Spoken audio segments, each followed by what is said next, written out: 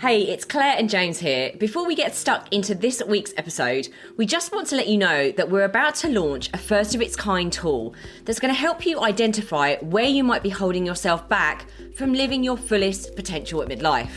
We're naming it the Midlife Reset Audit, and what's incredibly exciting is that it'll offer you your personalised strategies that give you the most impactful wins, so you can quickly take back control of your body, mind and life. Now we're just putting the finishing touches to it, making it the best it can possibly be. So if you'd like to be the first to take the audit, pop your name on the waiting list. Just go to themidlifementors.com/audit. Procrastination. We all do it, but what happens when it's stopping us from moving forward with goals that are truly important to us? We can get really stuck in a rut with this, believing that we'll never move ahead, which makes us procrastinate even more. In this episode, we discuss why we procrastinate, what kinds of people suffer from it the most, and what are the main psychological drivers for this behaviour. Finally, as always, we share 10 tips that will help you overcome procrastination so you can finally stop holding yourself back and live the life you deserve.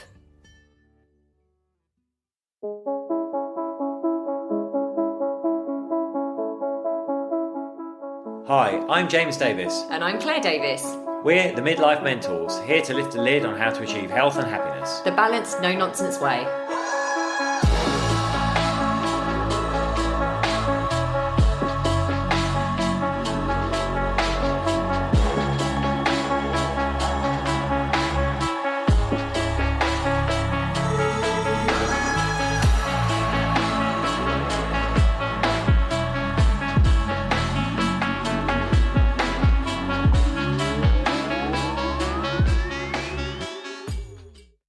Hello and welcome to another episode of the Midlife Mentors podcast with me, James. He's very excited today. And me, Claire. You're very excitable today. Well, you went away for the night, so I'm just excited to have you back. I am back. I had a lovely little evening away with a friend, and I am back, and the sun is shining, and it's Friday. All good reasons to be excited. I know. No, it's very sweet. You're a bit like Tigger, though. Just need to, I don't know how this podcast is going to go with Tigger next to me. So let's see. But what have we been up to? We've been putting finishing touches to lots of work. We've just been generally having fun, haven't we? Even with the work. Even with work. It's been busy, but it's been fun work. There's been some technological, if I can get the word out, hitches, hasn't there? There have. Don't know whether anyone else has had any tech problems in the last week or so, but that meant there were a few times where we wanted to throw the laptop out the window, but apart from that, it's very good. Very good. It's all good. And our audit that we keep talking about, you know what? It's live next week. It's ready. So it won't be live. It won't be live yet, but next week it will be. If you were on the waiting list, and we had loads of you on the waiting list, which is really lovely because it's been at the beginning of this podcast, and we've put the message out there and people joined the waiting list to be the first people to do the audit, you are going to be receiving an email in the next 24 hours. So if you are, actually, they'll have probably all gone out by the time this podcast goes out, to be honest. So check your email. Anyway, today we are talking about procrastination, and James made a very funny joke. Go on, say the joke. We were going to record this days ago, but we've only just got around to it. Boom. Oh dear. So we're talking about procrastination because, well, this is something that comes up for all of us, right? None of us, I don't think, unless you're just superhuman, I'm sorry, there will be things in your life that you procrastinate. In fact, because I went away for the evening, I didn't get up and go to the gym this morning. I'm procrastinating about going to the gym. But is that why he also went to bed for a snooze? I didn't sleep well. You're horrible. So you can't tell on me. You would have been a terrible sibling. So anyway, we're talking about procrastination because we all do it, and about 20, apparently, according to research, 20 to 25% of people procrastinate chronically, which is a real problem for people because obviously when we procrastinate chronically and we have goals and dreams that we want to achieve, if we're procrastinating all the time, we're not reaching those goals and dreams and we're not living our life to the fullest. So it can be incredibly frustrating for people because they don't know why they're doing it. You know, they want to so desperately move ahead and they don't know why they keep procrastinating. So in this podcast, we're going to be talking to you about why that is, why we procrastinate, what kind of people procrastinate, and then we're going to give you, as always, 10 tips 10 tips at the end of this podcast, so stay tuned. Yeah, that's what I'm saying. I feel like this is a real rut people can get into. A rut. Yeah, I've been there myself, where you kind of wake up, you go, right, today, this is what I'm going to do. I'm going to get these things done, and then for whatever reason, you just delay. You get to the end of the day, and you're like, oh, I didn't do any of that, and you feel really bad about yourself. You're like, right, tomorrow I will, and then you don't. It becomes like almost like it can be a hard cycle to break out of. Yeah, and we speak to clients about this a lot. We really do. And I think the most important thing is that we have empathy for ourselves. We have compassion for ourselves, and we realise that we're not alone with this. It happens to everyone. The really interesting thing about procrastination that I've noticed, and I can definitely say for myself as well, procrastinators are often also perfectionists. Ah, the buddy of procrastination is perfection. Yeah, exactly. And the reason it's mainly perfectionists is because when they tackle a job, when they want, when there's something they really want to do, or they're tackling a job or a task, they want to do it as to the best of their ability. And this is a great thing, okay? It's not a bad thing, but they want to do it to the best of their ability. The problem with that, if there's any self-doubt, any anxiety that they might not do that task or complete that job perfectly, then a lot of the time procrastination can set in, and they'd actually rather not do it at all than in their head fail at it.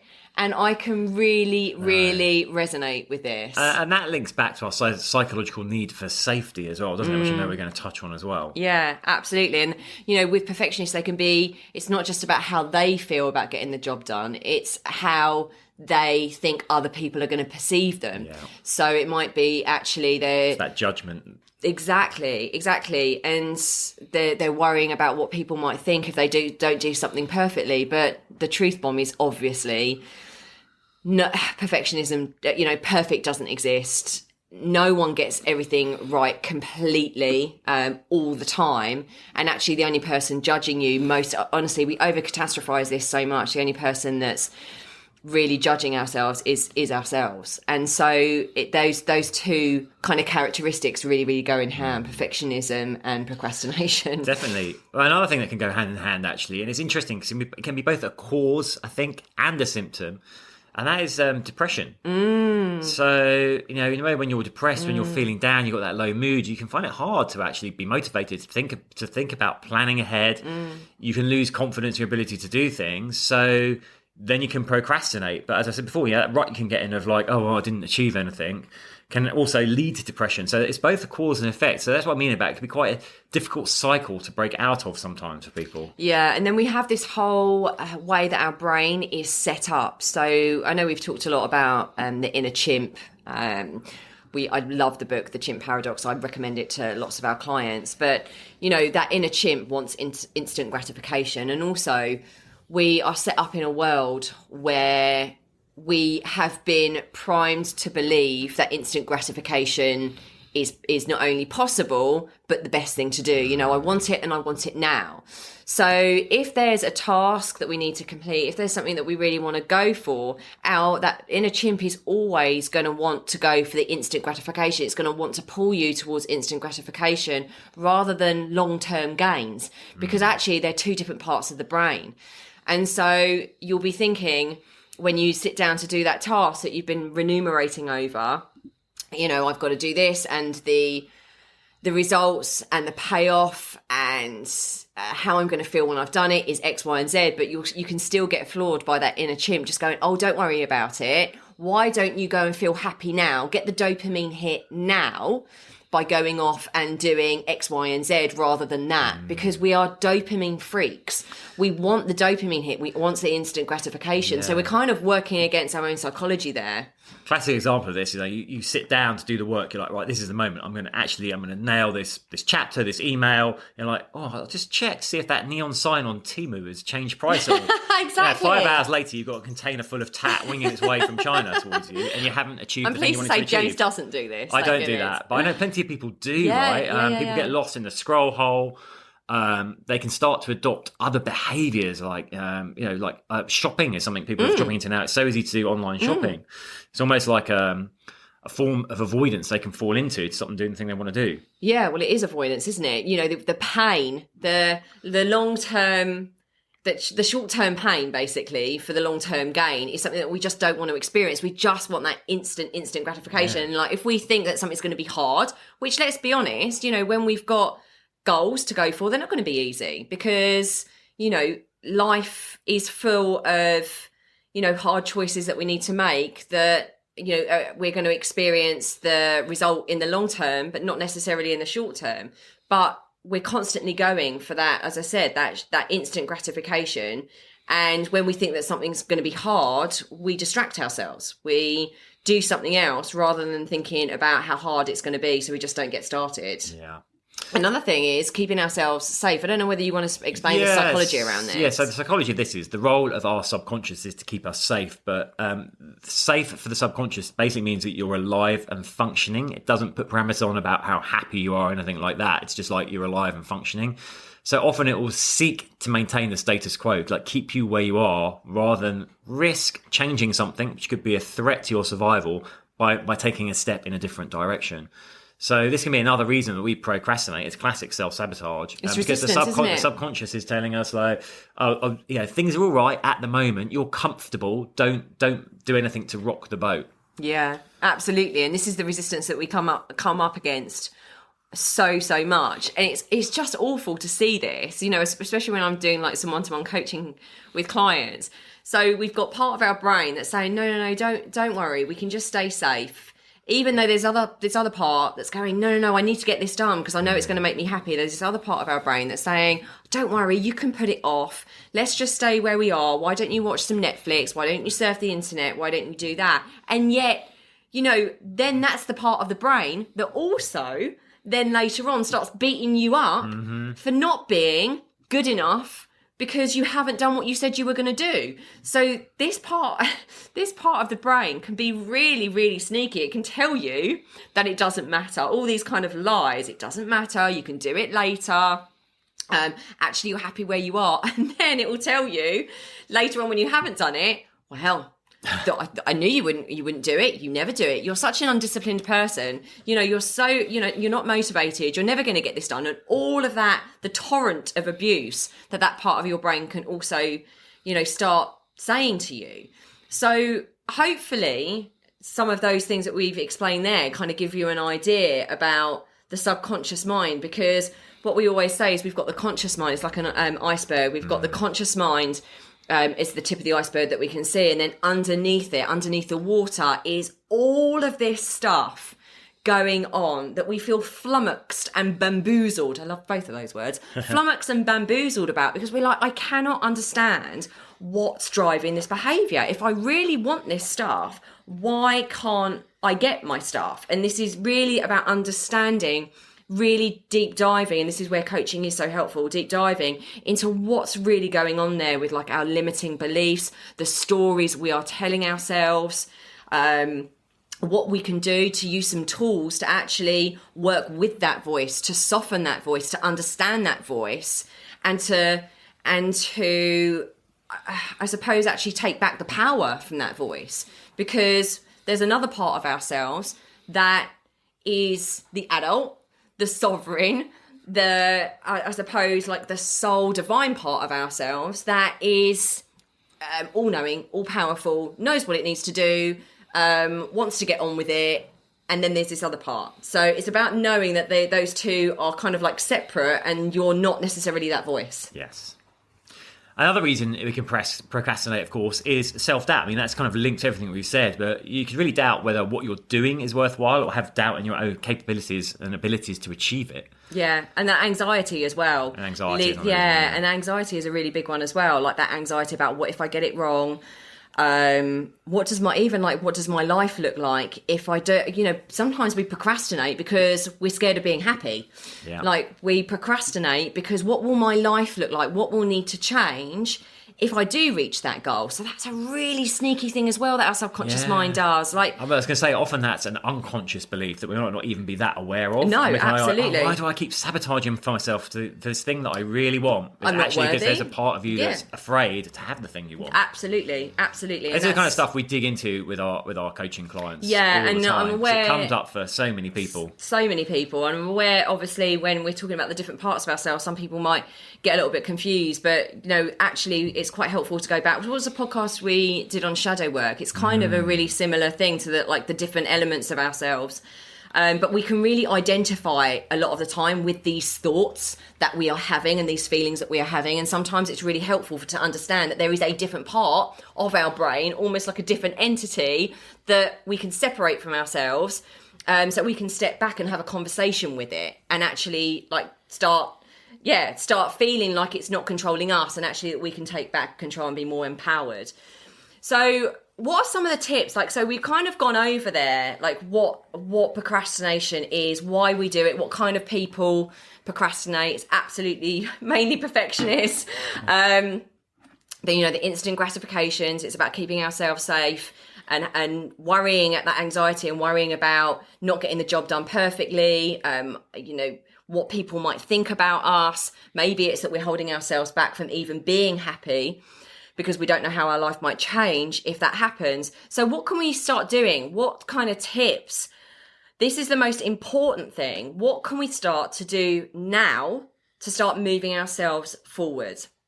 So number one is, I kind of mentioned this earlier, really become aware of the story you are telling yourself. So start becoming aware of that piece underneath, the iceberg underneath the water. What are you really telling yourself? What are some of the beliefs and the stories? Is it that you don't feel worthy enough to reach your goals, and so you're kind of procrastinating and not even getting started? Are you afraid of failure? Is that stopping you getting started? Are you a real people pleaser and you're just really anxious and nervous that people might judge you if you don't get things done perfectly? Do you actually just tell yourself you're not a motivated person all the time, that you procrastinate all the time? Because if you tell yourself these stories, guess what? These are going to be truths for you, and you're going to manifest them in your actions. So whatever we tell ourselves, our inner belief systems, we always say we cannot outperform our own self-identity. So whatever you're thinking about yourself inside is going to manifest in your actions. Tip number 2 is to just actually get going, right? Because action creates self-belief. And there's a bit of a catch-22 here, If we haven't achieved a result yet, it can be hard sometimes to have belief in our ability to achieve it. But if we wait for that belief to come when we're not taking action towards it, of course, we're not going to get the result. We're not going to have the belief. So then we need to take the bull by the horns and actually start doing the action, knowing that after a point when we start getting the results, when we start seeing the results of our endeavours, then we'll start to build that self-belief. And we're always saying, look, momentum breeds momentum. Just take a step in a direction, and actually taking that action will get things moving again. It really will. It really will. It will unstick you. Yeah. The next one is set goals. So first of all, set goals. And, we talk about the SMART acronym. Everyone's heard about this, I'm sure. It still makes me feel a little bit sick from my corporate days. But we set so many goals in our career. We might set goals for our family, all of that kind of stuff. But it's really important that we set personal goals, and for you to spend the time really thinking about, specific goals that you want, making them achievable, making them measurable, and setting a time limit to it. Don't just set arbitrary goals. What are the goals? What time limits are you going to set with those? And the most important part is the emotion behind it, your why. Why do you want these goals? What's it going to give you in life? How's it going to make you feel? How's life going to be different? Really get into the emotional connection of your goal, because that is the thing that will drive you forward. When that little inner chimp is going, no, don't worry about it. You can put it off till tomorrow. It's quite safe here. We like it here. It's going to be that kind of visualization that really visualize, really emotionally connect with how you're going to feel, how life is going to be different when you achieve that goal, because it will help you get over the hump of procrastinating. Tip number 4 is another horrible saying: eat the frog. And what do we mean by that? It's get the thing that you're dreading out the way first. Because here's what we'll do. What's natural inclination to is I'm really dreading doing that thing. You know what? I'll put that off for a bit. I'll work on something else, then I'll have a coffee, and when I'm feeling up to it, you know what? Just get it done first thing. There's research out there that shows we have more motivation earlier in the day, number one. Number two, once you do it, you'll get a real sense of satisfaction and that's out of the way and actually lift you up for the rest of the day. So that thing you're putting off, do it first. Absolutely. Which is why I'm struggling with the gym today. See, it happens to us all.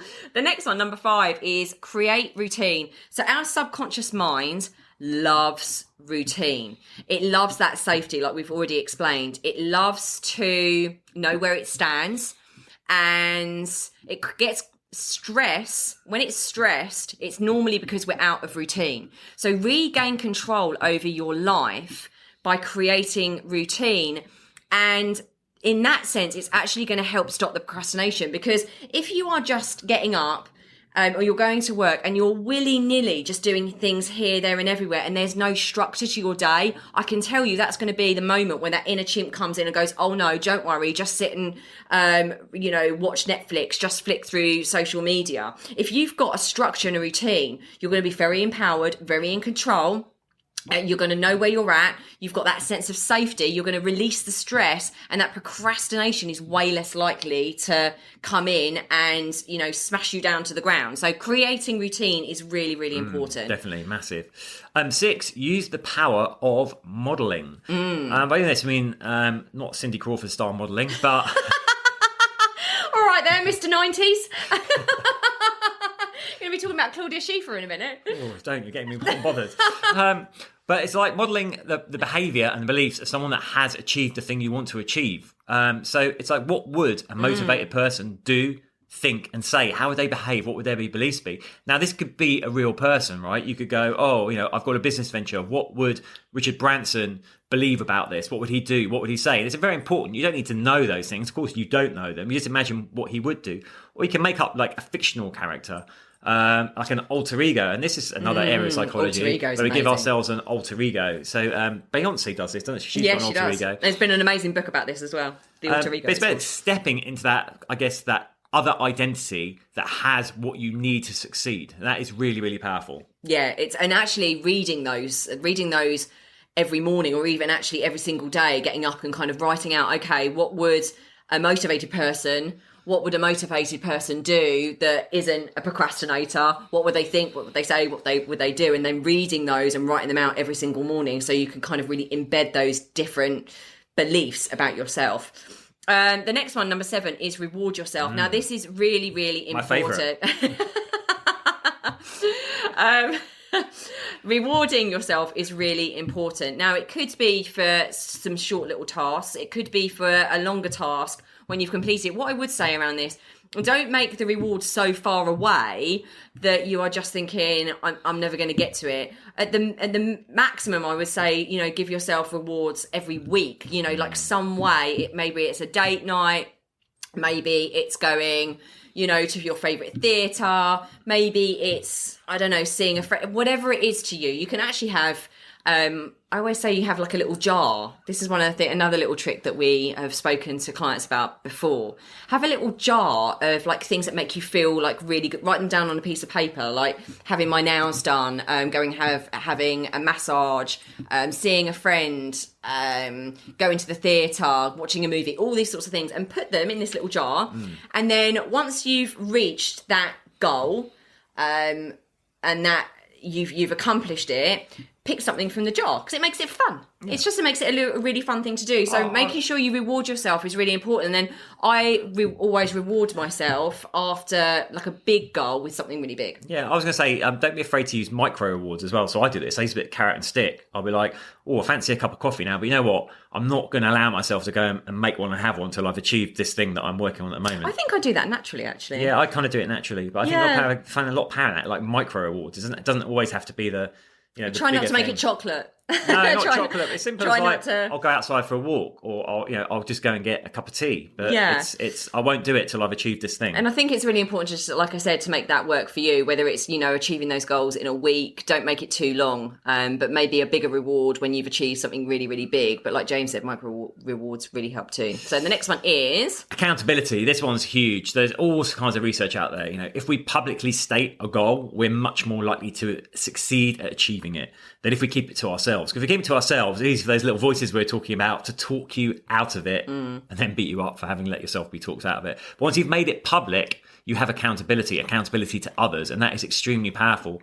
The other thing you have, of course, is make sure that accountability is more than just telling someone. It's actually a support network. So you can put yourself in a community that's driven towards the same goals that you're going for. It could Like be working ours. with a coach, it could be working with a mentor, someone that's going to actually hold you accountable to get you to where you want to go. Yeah, and inspire you. I think it's really, really important that we have those people around us. You know, we always make sure that you've got people around you that inspire you, that motivate you, that believe in you. I think that is such an underrated part of success.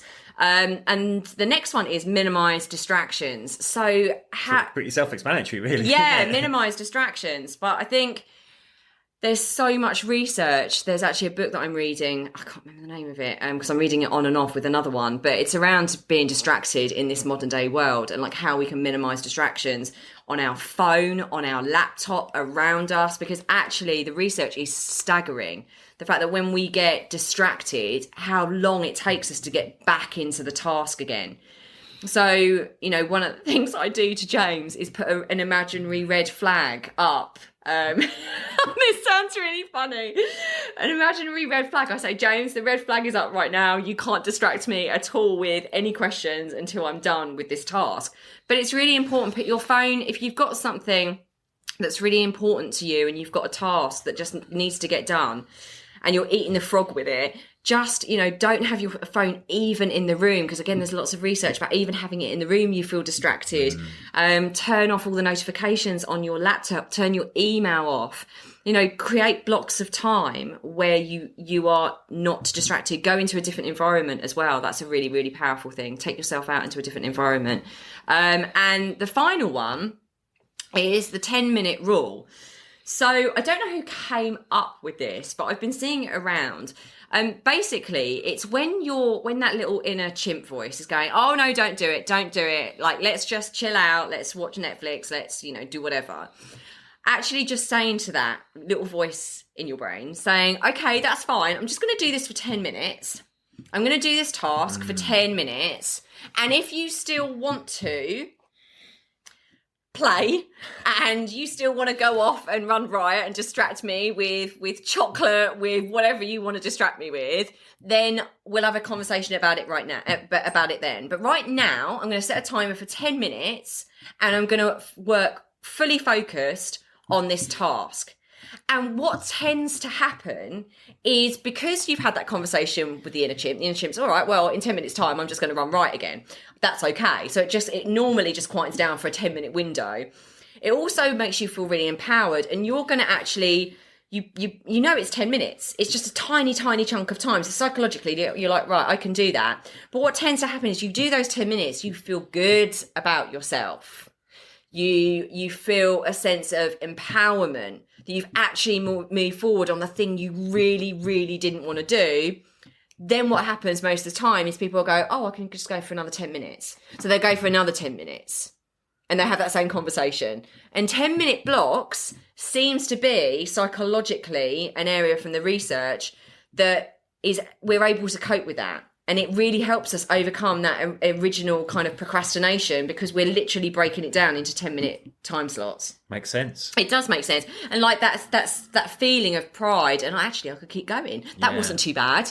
That wasn't as bad as I thought. I can carry on. And 10 minutes adds up. Yeah, I guess I use a variation. I'm just going to get started with it. Exactly. And see how I go. And of course, once you get into it, you're like, oh, I'm going to carry on going now. Yeah, but I think if someone's in a chimp is like really running riot, then just going, oh, it's just going to be 10 minutes, and then we can check in and see how we feel. And the chimp's like, oh, okay, yeah. Yeah. We hope you found that useful, listeners. Like, we'd love to know, what have you been putting off? Yes. Tell us, what have you been putting off, and are you now motivated to apply some of these tips and get going on it? What are those projects? What are those goals? Tell us. team@themidlifementors.com. Yes. We'd love to hear it. And hopefully it's also, you know, we all experience this. There is stuff that we procrastinate over, you know, more than others. I was saying to a client the other day, the spreadsheets, anything financial, it's just, I will procrastinate over stuff like that all day long. I find it just awful. But you know, James and I do make sure, like, you're really helpful with that. That's the accountability piece. You know, we do make sure that every week we spend some time going over spreadsheets, and actually my inner chimp finds this much less painful now because I forced it to do it. Yeah. I forced it to do it. Action precedes change. Anyway, so as Jane said, let us know how you found that. Know that you're not alone. Be compassionate with yourself, but get on creating the life that you dream of, and stop letting procrastination stop you. Sending you lots and lots of love. Take care. Bye. Bye.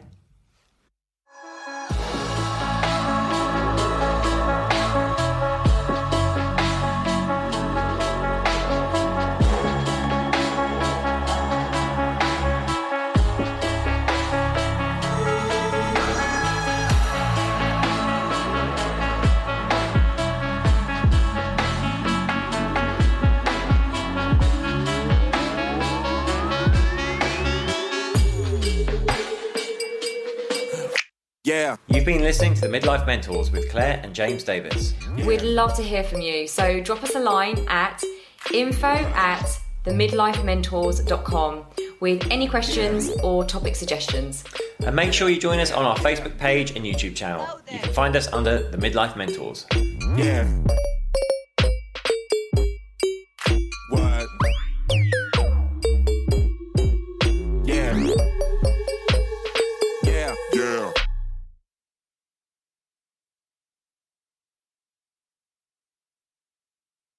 Thanks for listening. And just before you go, we wanted to remind you that the waitlist for the Midlife Reset Audit is now open. You can be the first to take this revolutionary new tool to helping you live your healthiest, happiest midlife by signing up at themidlifementors.com/audit.